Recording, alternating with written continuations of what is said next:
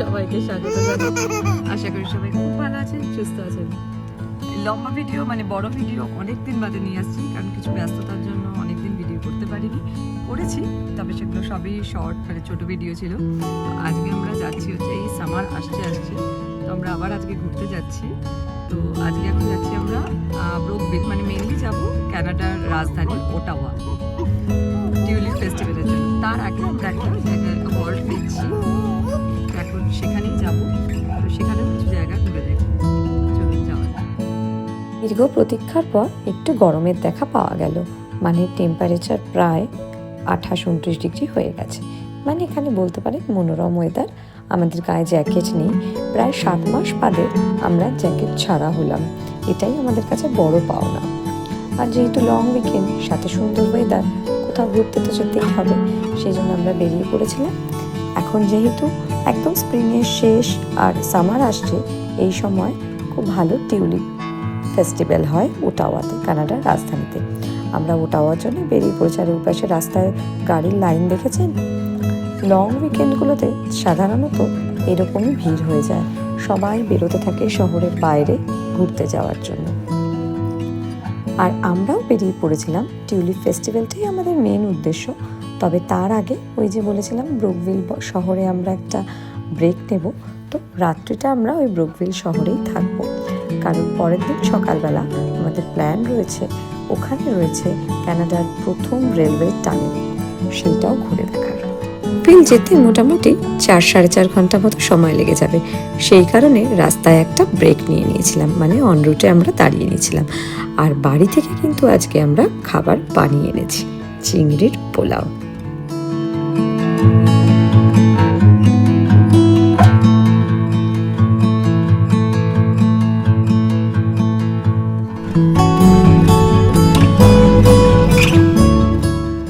On রুটের লোকের সংখ্যা দেখে বুঝতেই পারছেন যে কত মানুষ বাইরে বেড়াতে চলে এসছে। আর এইবারে আমরা আদিরাকে প্রথমে খাইয়ে নিয়েছিলাম, কারণ আদিরা মোটামুটি ডিনার যেহেতু 7:30-8টার থেকে করে, সেই জন্য আগে ওকে আমরা খাইয়ে নিয়েছিলাম। আর আমরা নিয়ে নিয়েছিলাম একটু কফি। আমরা এখন এসেছি একটা অন রুটে, প্রচুর ভিড়, মানে এই লং উইকেন্ডের জন্য একদম সাংঘাতিক লোকের ভিড়। আর আমরা বাড়ি থেকে আজকে খাবার বানিয়ে এনেছিলাম, চিংড়ির পোলাও, ওটাই এখন আদিরাকে খাইয়ে নেওয়া হবে।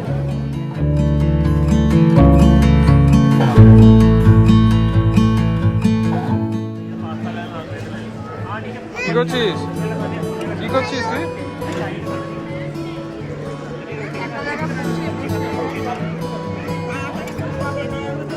আমাদের আজকে রাতে মেনু কি? চিংড়ির পোলাও বাড়ি থেকে বানিয়ে আনা হয়। খাচ্ছিস রে? ওটা আর খাস না?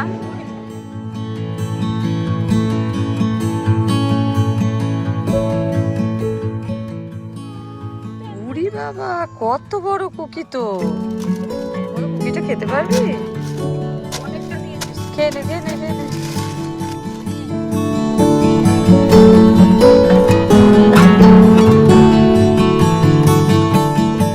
খাইয়ে কফি নিয়ে আমরা আবার স্টার্ট করে দিয়েছিলাম, কারণ তখনও প্রায় অর্ধেক রাস্তায় বাকি। আর পৌঁছতে তো দেখতেই পাচ্ছেন পুরো অন্ধকার হয়ে গেছে, মানে ভালোই রাত হয়ে গেছিলো। আমরা 10:30টার দিকে আমরা আমাদের হোটেলে পৌঁছে গেছি। এই এখন হোটেলে পৌঁছে গেছি, কিন্তু এক্সাইটমেন্ট হলে যা হয়, এক্সাইটমেন্ট থাকলে কি আর কারোর ঘুম আসে বলুন? সেই জন্য আদিরা চোখে ঘুম এলেও চোখ তো আর বন্ধ করতে ইচ্ছা করে না, সেই জন্য সে কিন্তু এনার্জি নিয়েই হোটেলে ঢুকলো। পরের দিন আমরা সকালবেলা রেডি হয়ে প্রথমে আমরা ব্রেকফাস্ট করে নেব হোটেলে ব্রেকফাস্ট করে আমরা রওনা দিয়ে দেব টানেল দেখার জন্য। ব্রেকফাস্টে কিন্তু প্রচুর মেনু ছিল, আর আমরা একটু পেট ভরেই খেয়ে নেব, কারণ আজকে সারাদিন আমাদের অনেক ঘোরাঘুরি থাকবে। আমরা টানেল দেখবো, তারপর ওখান থেকে আরও 1.5 ঘন্টা মতো যেতে লাগবে ওটাওয়া। ওখানে গিয়ে আমাদের টিউলিপের জন্য অনেকটাই হাঁটাহাঁটি করতে হবে, সেজন্য পেট ভরে তো খেতেই হবে, কারণ এনার্জি চাই। তো সেই জন্য আমরাও কিন্তু অনেক কিছু খাবারে নিয়ে নিয়েছিলাম ব্রেকফাস্টে, এই ওটস, সিরিয়াল, তার সাথে ব্রেড টোস্ট, ডিম, ফল। খাওয়া দাওয়া কমপ্লিট হওয়ার পর দীপায়ন মোটামুটি টেবিলটা পরিষ্কার করেছে, কারণ এখানে সব কাজ নিজেদের করে না। কালকে যেহেতু অনেকটা দেরি হয়ে গেছিল, ওই জন্য আমরা যেতে পারিনি, মানে টানেলটা দেখতে যেতে পারিনি, আমাদের যেখানে যাওয়ার কথা ছিল। তো এখন আমরা দেখা যাক সোজা হয়তো ওটাওয়ার জন্য বেরিয়ে যাব। আর ফেরার পথে কানাডার সব থেকে পুরোনো মানে ফার্স্ট রেলওয়ে টানেল সেটাতে যাওয়ার প্ল্যান রয়েছে। এখন দেখা যাক কত দূর কী হয়, বাচ্চা থাকলে অনেক রকম প্ল্যান চেঞ্জ হয়ে যায়। যেরকম কালকে এত রাত হয়ে গেছিলো, তো মানে 10টা সাড়ে 10টা বেজে গেছে আমাদের হোটেলে পৌঁছতে সেটা আপনারা অলরেডি দেখেছেন। সেই কারণে আমরা আর যেতে পারিনি।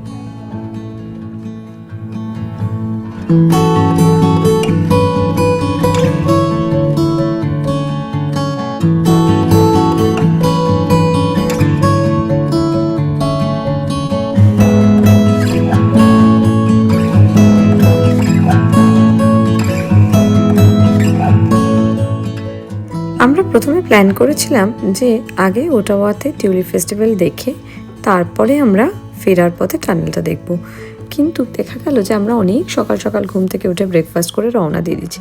সেই কারণে আগে আমরা টানেলটা ঘুরবো, তারপরে আমরা ওটাওয়া যাব। আর এই জায়গাটা তো ভীষণ সুন্দর, এটা কিন্তু ব্রুকভিল শহরে। এই লেকের ধারটা এত সুন্দর ছিল যে এখানে আমরা একটুখানি হেঁটেও নিয়েছিলাম। আর সকালবেলা বলে গায়ে একটুখানি জ্যাকেট দিতে হয়েছিল ঠিকই, কারণ হাওয়া ছিল আর লেকের ধারেতে একটু জলের পাশে হাওয়া থাকেই, সেই জন্য আমরা একটু হালকা ঠান্ডা লাগছিল বলে হালকা পাতলা জ্যাকেট গায়ে দিয়ে নিয়েছিলাম।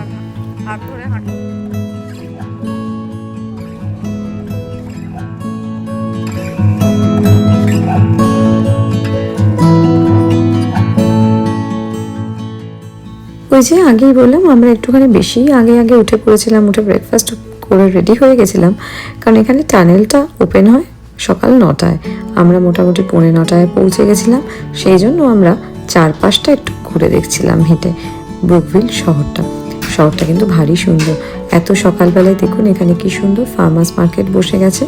মানে এই মার্কেট থেকে আপনি অনেক কিছু কিনতে পারবেন। এখানে কিন্তু জামা কাপড় থেকে শুরু করে একদম ফার্মের সবজি সব কিছুই ছিল।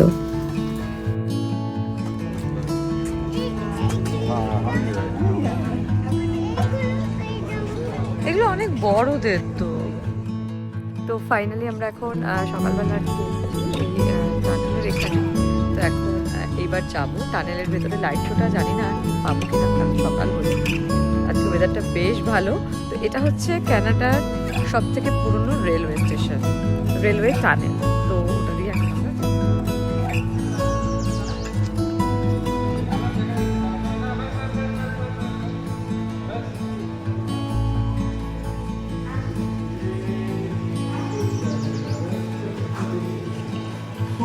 ছোট করে কেন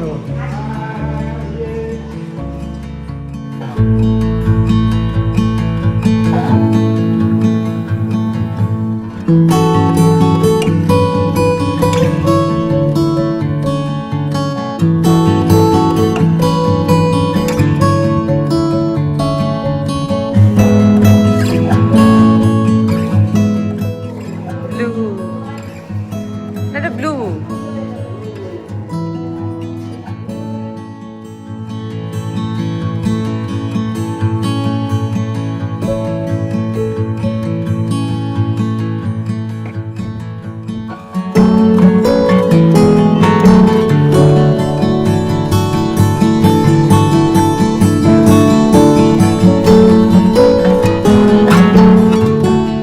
আমরা কিন্তু টানেলের ভেতর লাইট শোটাও পেয়ে গেছিলাম। আর টানেলের ভেতরটা কিন্তু দারুণ লেগেছে। আমাদের যতটা ভালো লেগেছে তার থেকেও বেশি আনন্দ কিন্তু আদিরা করেছে। সে ছুটে ছুটে সবার আগে আগে ঘুরে বেড়াচ্ছিল।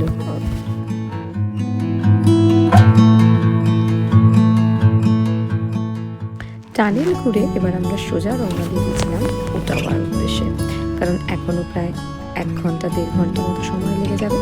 আর ওটাওয়াতে পৌঁছে পার্কিং করে এবার আদিরাকে আমরা স্ট্রলারে নিয়ে গেছিলাম, কারণ এখানে বেশ অনেকটাই হাঁটতে হবে। যদি মাঝখানে ওর হাঁটতে ইচ্ছা না করে তখন যাতে কোলে না নিয়ে স্ট্রলারে বসানো যায়। অনেকদিন বাদে, কদিন বাদে স্ট্রলার চলেছিস 1-1.5 মামা? বছর বাদে কিন্তু আবার আদিটা স্ট্রলারে অনেক যাবে। এখন বড় হয়ে গেছে বলে নিয়ে যাওয়া হয়নি। স্ট্রলারটা নেওয়া হয় না, আর ও স্ট্রলারে বসতে আজ চায় না। কবে চলেছে ও? গত বছর বোধহয়, 1 বছর পরে চলে। এই বাড়িতে শিফট হওয়ার পর ওরা স্ট্রলার চড়ে।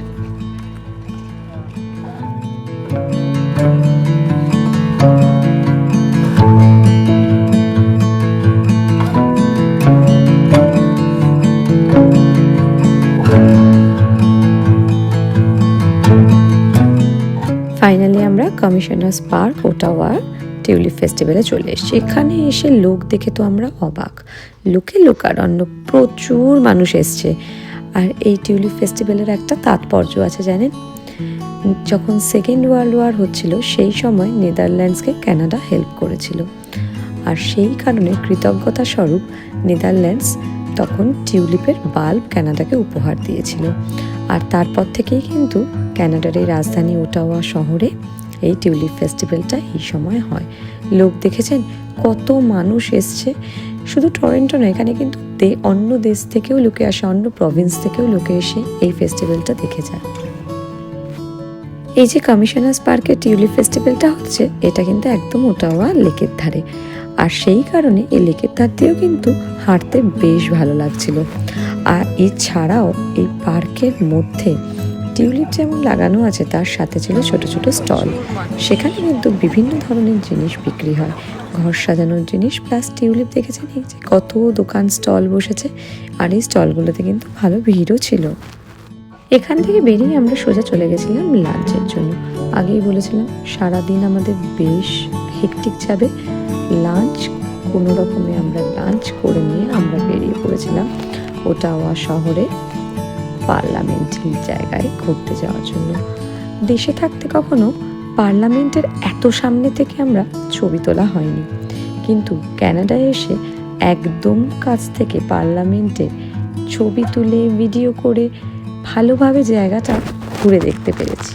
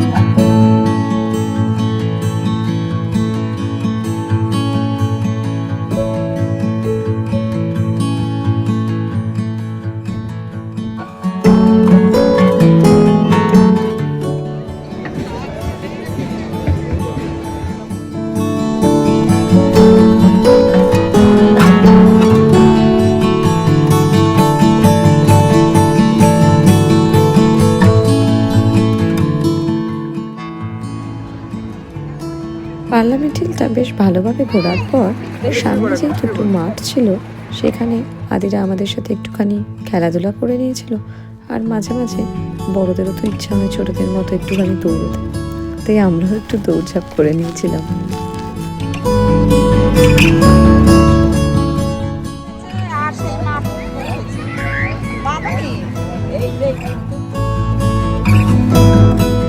বাড়ি যাওয়ার আগের মুহূর্তে আমরা চলে গেছিলাম ওয়ার মেমোরিয়ালের সামনে। ওখানে গিয়ে আমরা দেখি দুজন দেহরক্ষী বলতে পারেন, তারা একদম স্ট্যাচুর মতো দাঁড়িয়ে আছে। এটা দেখে আমরা কিন্তু প্রথমে ভেবেছিলাম এটা বোধহয় স্ট্যাচুই।